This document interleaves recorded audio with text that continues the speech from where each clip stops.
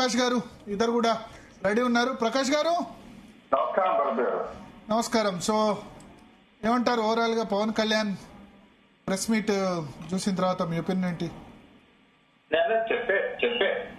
చెప్పే విషయాల మీద వినాశాలు లేవు కానీ దానికి ఉద్యోగం వస్తలేదు చెప్పొచ్చు కదా.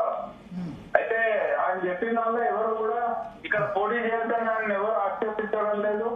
పోటీ చేయొద్దని ఎవరన్నా అన్నా కూడా తప్పే అవుతుంది. నా వయసు నాకు వినబడుతుంది బాబు గారు, ఒకసారి అక్కడ కరెక్ట్ చేయండి. పీసీఆర్ కొంచెం కరెక్ట్ చేయండి. అయితే నేను ఆ వ్యాఖ్యలు అయితే నాకు పెద్దగా అభ్యంతరం ఏమి లేదు. ఎందుకంటే ఆయన తెలంగాణ కోసం ప్రజారాజ్యం పార్టీ పెట్టినప్పుడు సామాజిక తెలంగాణ అని చెప్పి వాళ్ళు నినాదం ఇచ్చినప్పుడు ఆర్ట్స్ కాలేజీలో కూడా పవన్ కళ్యాణ్ గారు మాట్లాడారు. నేను కూడా సభలో ఉన్నాను. తర్వాత దేవేందర్ గౌడ్ తో కలిసి తెలంగాణ వ్యాప్తంగా పర్యటనలు చేశారు. సామాజిక తెలంగాణ సపోర్ట్ ఇచ్చారు. ఆయన వ్యతిరేకించిందంటే ఏంటంటే ఇది హడావిడిగా తొందరగా ఈ రకంగా చేయడం కరెక్ట్ కాదు. అయితే అది ఏదున్నా కూడా అంతర్లీనంగా తెలంగాణను వ్యతిరేకించినా కూడా బయటికి మాత్రం వ్యతిరేకిస్తున్నా అని చెప్పలేదు. ఒక ప్రాక్టికల్ గా వాళ్ళు వివరించారు అన్న తమ్ముళ్ళు ఇద్దరు కూడా, చిరంజీవి గారు పవన్ కళ్యాణ్ గారు. బట్ ఆయన మాటల్లో తెలంగాణలో ఎవరు వద్దన్నారు, ఆయన అడుగు పెట్టనియొద్దని ఒక బాధ్యత గల వాళ్ళు ఎవరు అన్నారు. ఎందుకు అంటే ఆయన ఉన్నది ఇప్పుడు సభకు అనుమతి రిజెక్ట్ చేశారు కదా, సభకు అనుమతి రిజెక్ట్ చేశారు కదా, ఏమంటారు? సభకు అనుమతి ఇవ్వలేదు కదా. సభకు అనుమతి ఇవ్వడం ఇవ్వకపోవడం అనేది ప్రభుత్వానికి సంబంధించిన అంశం. కానీ తెలంగాణ ప్రజలు తెలంగాణ వాదులు ఎవరు కూడా ఇక్కడ పోటీ చేసిన, ఎందుకంటే ప్రజాస్వామ్య దేశం ఏ పార్టీ అయినా ఎక్కడైనా పోటీ చేయొచ్చు. తప్పకుండా జనసేన తన అభ్యర్థులను నిలబెడతారని మొదటి నుంచి చెప్తున్నది. మొన్న కూడా మనం డిస్కస్ చేశాం. ఢిల్లీకి వచ్చిన తర్వాత ఆయన ఇక్కడ ప్రచారానికి వచ్చే ప్రోగ్రామ్ ను క్యాన్సిల్ చేసుకున్నాడు. అంటే బీజేపీ రాష్ట్ర నాయకులు ఏమన్నా ఇబ్బంది వస్తాయన్న ఉద్దేశంతో పైనుంచి ఆయన చెప్పించి ఆయన యాత్రను అడ్డుకున్నారు. అది బీజేపీ వాళ్ళ ప్రయోజనాల కోసం చేసింది.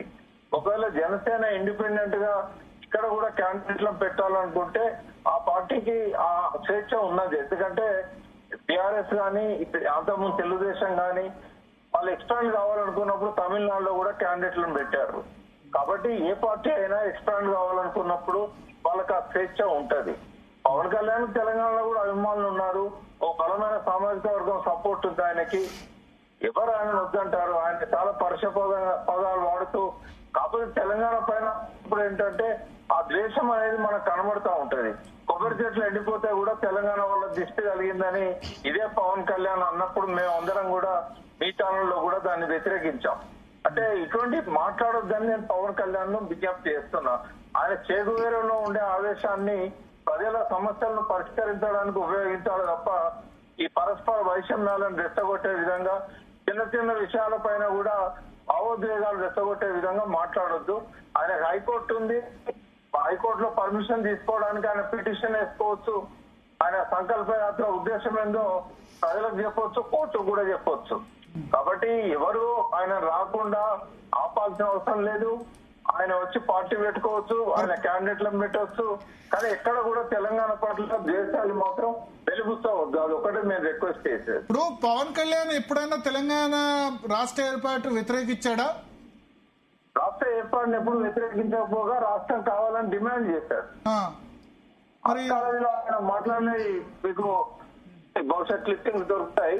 ఆర్ట్స్ కాలేజీ మీదకి వెళ్ళి ఆయన తెలంగాణ సపోర్ట్ గా మాట్లాడారు. కాకపోతే అప్పుడు ప్రజారాజ్యం పార్టీ ఆ స్టాండ్ తీసుకున్నది, సామాజిక తెలంగాణ స్టాండ్ తీసుకున్నది. కాబట్టి చిరంజీవి గారు గాని పవన్ కళ్యాణ్ గాని ఆ రోజు వారి వెంట ఉన్న దేవేందర్ గౌడ్ గాని తెలంగాణ వ్యాప్తంగా సభలు నిర్వహించారు తెలంగాణ కావాలని. కేసీఆర్ గారు నిమ్స్లో సౌభ్రతుల్లో ఉన్నప్పుడు కూడా సామాజిక తెలంగాణ నినాదం ఇచ్చాం, మేము తెలంగాణకు వ్యతిరేకం కాదని చిరంజీవి అప్పుడు ప్రజారాజ్యం పార్టీ తరఫున ప్రకటించాడు. కాబట్టి ఆ రోజున్న పరిస్థితుల్లో వాళ్ళు తెలంగాణకు సపోర్ట్ చేశారు. కానీ బిల్లు పెట్టే ముందు హడావిడిగా చేశారని చెప్పి కొంత వ్యతిరేకించిన మాట వాస్తవం.